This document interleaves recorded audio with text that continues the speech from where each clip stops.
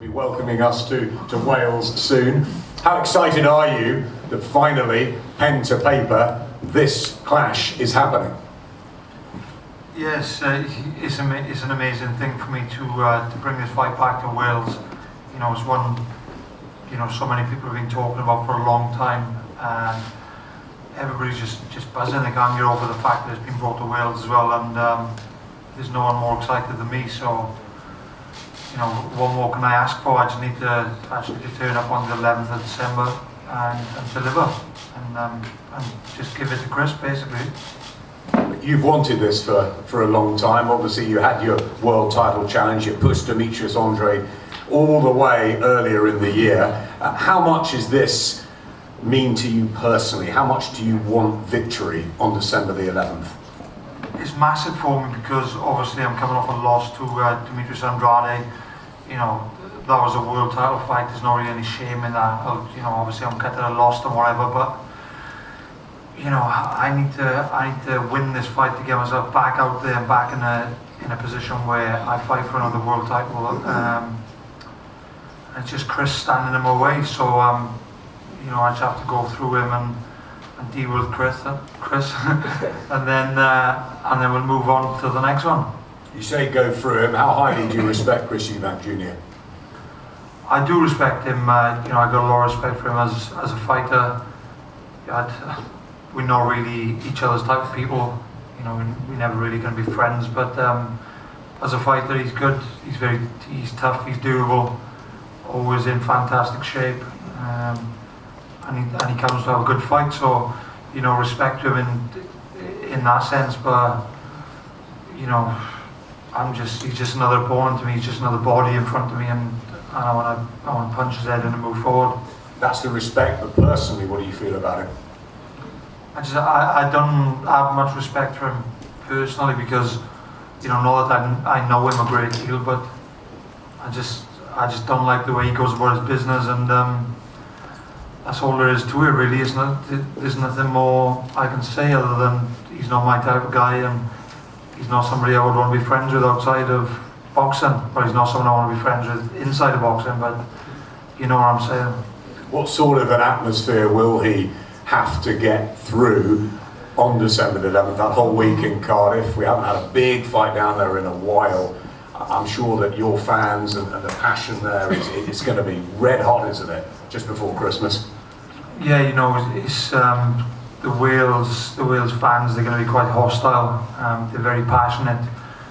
They're you know, the Welsh are amazing people, amazing fans. So it's not going to be the most welcoming for him, but you know, I'm pretty sure he'll thrive off it, just like I would if I was fighting away from home.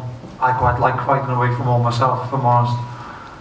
Gives you that extra little bit of nerves and, you know, gets you on edge. So I'm sure he'll react to the situation very well. You know, he's that type of guy. He's very mentally strong. So we'll see. I don't think that's going to make a massive difference. You know, we're both ready to do a job, and the best man will win on the night. And you say you'll walk through him. How do you beat Chris? You know, we've obviously got a bit of a game plan in place. And we all know what his strengths and weaknesses are. Anybody with a good jab, bit of movement, he's always going to struggle with just them two things alone. He wants to stand and just you know, if you stand in front of him with no head movement and whatnot, he's gonna punch holes in you, and that's just how he goes about his thing. So you know, bit of movement, good jab, and he's always going to have an hard night. Do you think you'll stop him? I don't know. I'd like to be very confident and say yes, I'm definitely going to stop him, but I'm unsure because he's a very tough and durable boy, man. Yeah, he's very durable. He's very tough. So I can't say for sure. I'd like to, but I'm going to be prepared to go the 12 rounds and, you know, beat him on points if need be. Thanks, Liam. Let's bring Chris in. Liam says you're not friends, but he has respect for you in the ring. What's your response to that in the way you view Liam Williams? Yeah, I mean, respect is definitely not a word I would use. feelings towards Liam. He said a lot of reckless things online, and yeah, it doesn't sit well with me. It doesn't sit well with me at all. This is a grudge match. This is a genuine domestic rivalry. It's personal. The things he said, he's made it personal. It seems like he's come here today and tried to, come in and talk about respect and say these things, but it's gone too far past that now. He's going to pay for what he said, and yeah, he's going to get embarrassed in front of his hometown, and on Sky Sports 1. He's going to get hurt, and that's just that's all I've got to say, really. Chris, what are the things that have really upset you? I'm not going to repeat it. Tell him, Chris. The things he said. Tell him. Low life, scumbag, cretin. These are the words that I can use to describe a man that talks the way he talks, and he'll eat his words soon enough. Why do that, Liam? Say again, sorry. Why do that? Why do what? From what he's saying, is that right? Is he right? What he's saying? Yeah, I've said a couple of things to him online, and things I stand by. I'll never take them back. I'm one of them people that don't have no regrets. Whatever I've said, I've said. If you don't like it, then who cares? I don't. It's a massive fight for you, Chris. It's something that you've called for as well. You wanted this. You want to make a big statement this side of Christmas before you hopefully move on into that world title picture. So how crucial is it that you get this absolutely right on the night? It's not that I wanted the fight. The fans wanted the fight. I don't care about Liam Williams. He doesn't really bring anything to the table, in my opinion, apart from a big mouth. The fans wanted the fight, and I like to please the fans. Can I just ask something? So, why have this fight come to Cardiff? Is it because you don't sell a single ticket? You haven't got a friend to your name. Yes. And I've sold them all. I don't sell any tickets, so I had to come to Cardiff because you're the A side and you're the best. I'm glad you admitted that, man. Good man. Whatever you like to hear, my friend. At the end of the day, wherever it is, it makes no difference. Whether it's in Wales, whether it's in a telephone box, it's gonna make no difference in the outcome. You're gonna get obliterated on the night. Good man. And that's. And then we move on to bigger and better things. But it's going to be a fun fight. The fans know that the styles that we both have are going to gel very well. He doesn't have what it takes to stop what I'm going to do. He's going to try, but he doesn't have what it takes. So eventually, I'm going to get to him, and either he's going to quit or he's going to get knocked out. Calla says that you obviously don't mind going on the road. You sort of embrace that. Your dad was always a star at that as well. Is it that strong mentality that you have? You don't care where the fight is. You just get in there and do your business. Listen, I've been in this game a long time. I've been in arenas where everyone's against me, and I've been in arenas where everyone's with me. And I've noticed, or I've found that it doesn't actually make a difference. Some guys need the crowd behind them to be able to perform, or they get deflated if everyone's not with them. I don't mind being the bad guy. I'll be the bad guy on the night if I have to be. I'm sure I have my own fans up there, but yeah, it's a Welsh crowd, so I'm sure that it will be it will be a hostile environment, and that's okay. It's going to be a hostile night. And you say you'll go through him. You believe that will happen, that he'll quit, that you'll win by stoppage. Yeah, I don't see, with his style, I don't see it going 12 rounds. He's got heart.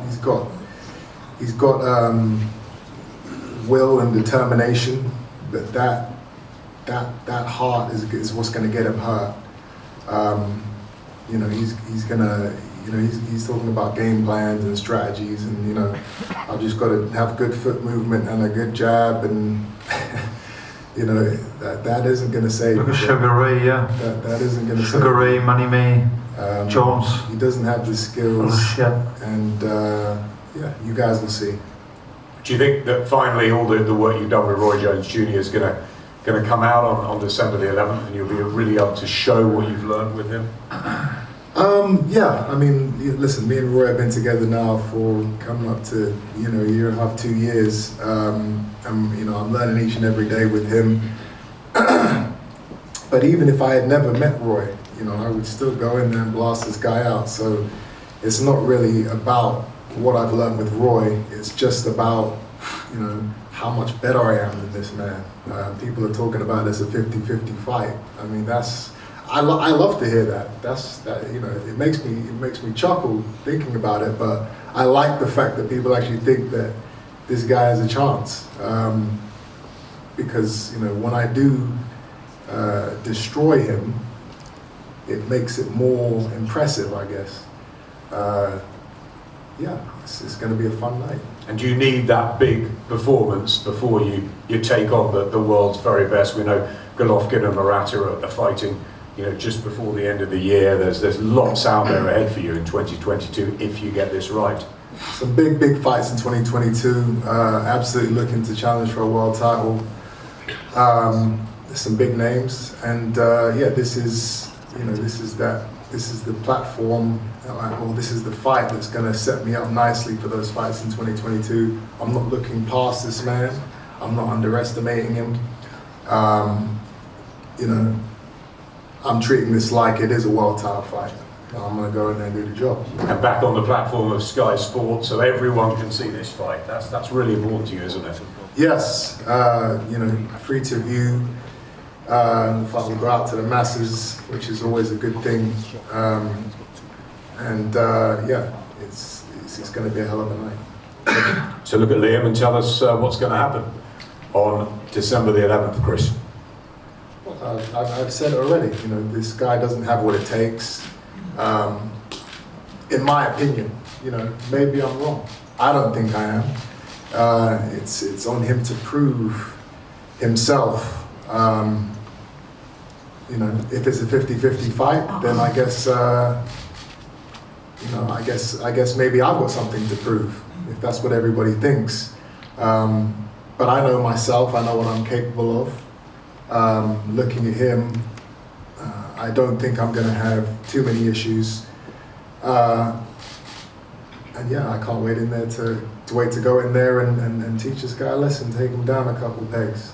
And your response, Liam, ahead of what will definitely be a night to remember on the 11th of December? I personally just think this guy's full of shit, man. He's full of he knows how to talk. He's a pretty good talker. I think he must have had some lessons. His daddy must have paid for some lessons for him when he was a bit younger or something. But yeah, he can talk. You know, he just needs to go and prove himself, doesn't he, and come up with the goods on the night. So final word, Liam, what happens on December the 11th? It's just going to be a win for Liam Williams, and it's going to be a good fight, no doubt. So make sure you know, if you're not there, make sure you tune in. It's going to be exciting. And final word from you, Chris. Final word from me. I mean, listen, everything's been said. It's going to be a fun fight, and you know, somebody's going to get hurt for sure, and it's not going to be me. It's not going to be me.